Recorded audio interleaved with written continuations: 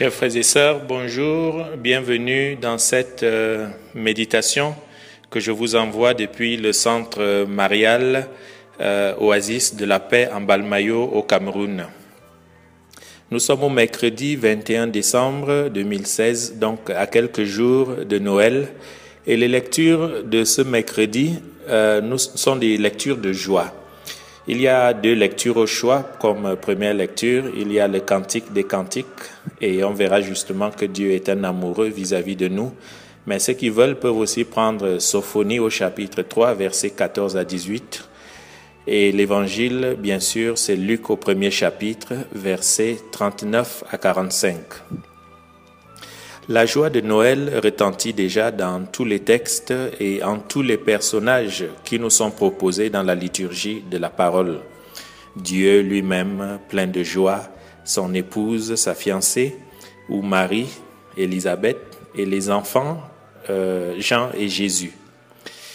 Donc, parmi les deux lectures que nous avions au choix comme première lecture, le Cantique des Cantiques montre justement, comme je le disais, un Dieu amoureux qui descend rencontrer sa bien-aimée. Et le texte est en quelque sorte un consentement réciproque, comme dans un mariage. L'épouse manifeste d'abord sa disponibilité et son appel, et l'époux répond en magnifiant la beauté de sa toute belle, qu'il va aimer pour toujours, en magnifiant la suavité de la voix de celle qu'il aime et promet de la protéger contre tous les dangers.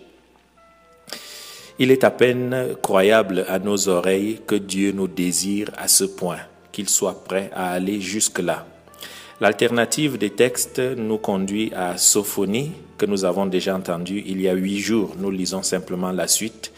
C'est de ce passage justement que viennent les chants qui disent généralement « Fille de Sion, réjouis-toi, car le Seigneur est en toi » ou « au milieu de toi, en vaillant sauveur ».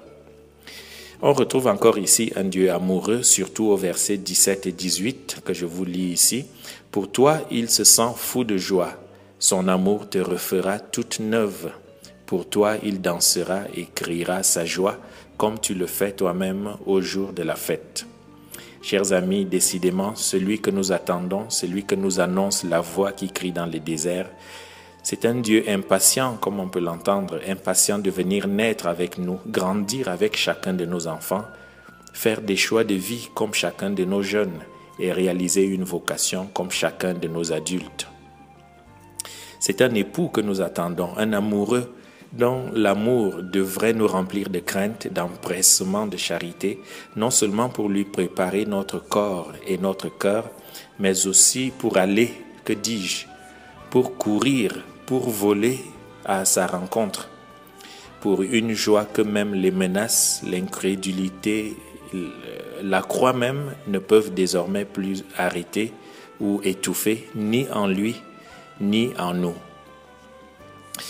L'Évangile nous raconte la visite de Marie à sa cousine Élisabeth. L'ange a communiqué à Marie bien plus qu'un message. Désormais tabernacle du Verbe, Marie est aussi remplie d'amour du prochain, de promptitude, de charité, et sa salutation semble désormais provoquer la descente du Saint-Esprit sur Élisabeth. Sinon, on ne comprendrait pas comment Élisabeth a su que sa cousine est désormais Théotokos, la mère de son Seigneur.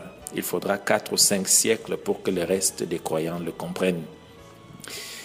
Quand l'Esprit nous fait rencontrer d'autres croyants, comme dans cet évangile, d'autres croyants qui sont bénis, eux aussi, visités, eux aussi, impliqués, eux aussi, par le Seigneur, il se passe, contrairement à nos rivalités entre croyants, à nos guerres entre chrétiens, plutôt un échange merveilleux dans la rencontre, une action de grâce commune.